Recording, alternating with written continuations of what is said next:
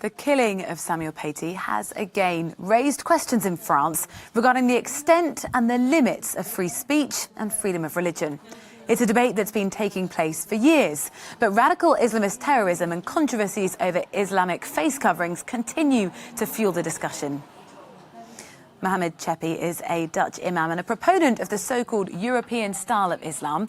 In 2008, he founded a liberal mosque in Amsterdam that practiced exclusively in Dutch and allowed men and women to pray together. Well, the theologist joins me now from Brussels. Thank you very much for your time.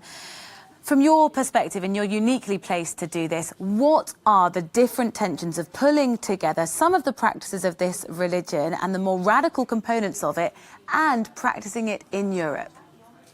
Well, you know, the thing is, a very good morning, first of all. The thing is that Islam has been part of Europe and European history for more than 1,300 years. So it's nothing new.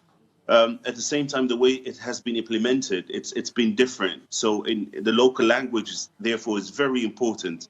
For us, for me as a Dutch citizen, it is very important that I can practice my religion in a way that I want to practice it, and that I can listen to preachers, that I can go to Muslim education, and that's a necessity. But the problem is, and we have been discussing this for more than 20 years, that we are living in exclusive or societies that exclude each other, and that's giving us our issues.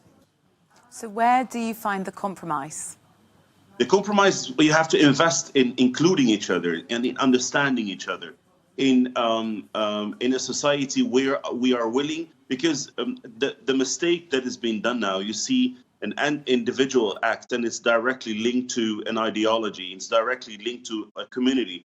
And that's the biggest mistake. We have to include. We are, as Muslims, as much affected by such actions and deeds as any other citizen in this country or in Europe. So therefore, we are on the same page. We should be on the same page. We should include each other instead of excluding, and always looking at the Islam as a strange religion, as a new religion, as an extreme religion, as whatever you want to call it, as some strange, ugly animal that we can't deal with. Islam has been part of European history for more than 1,300 years. It's part of society.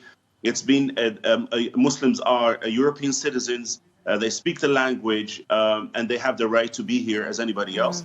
But they have to invest together with other parts of society, whether it's civil society, whether it's government, local and national, in order to make it more part of any kind of society.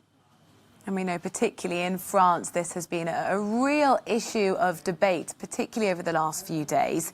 Do you think European countries could better focus on, and what do you think the value in this would be, of European countries better training and licensing imams in Europe?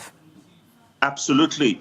The problem is, who will train these imams? As soon as you talk about this training done by government, then society is not going to accept it. The Muslim community is not going to accept it. When you say it's going to be trained by the Muslim community, the society or the other parts and the government does not accept it. So we have to find a way where we can find each other and talk as partners instead of, a victim or somebody who's accused. So yes, we have to have a Muslim. I don't call it European Islam. I call it European Muslim. We have to have more implementation of Islam in Europe, and call it in the European way, with the European languages. And yes, one of the most important parts we should invest in is the Muslim leaders. We have to create new Muslim leaders in Europe that will lead the way to a better presentation or a better position of Islam in Europe. And yes, for that we have to be partners. What happened now in France, sadly enough,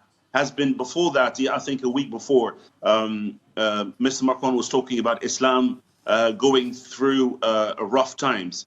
I think that's already that exclusive message, or that excluding message. It's Muslims that go through a tough time. That's correct, and that causes a lot of issues. And when Macron talks to his society in this way, it is as he excludes the Muslim, and as he does not talk to them as a full part of society, and that's been like this for quite some years now. Thank you for your perspective, Mohammed Cheppih, theologist. Appreciate your time.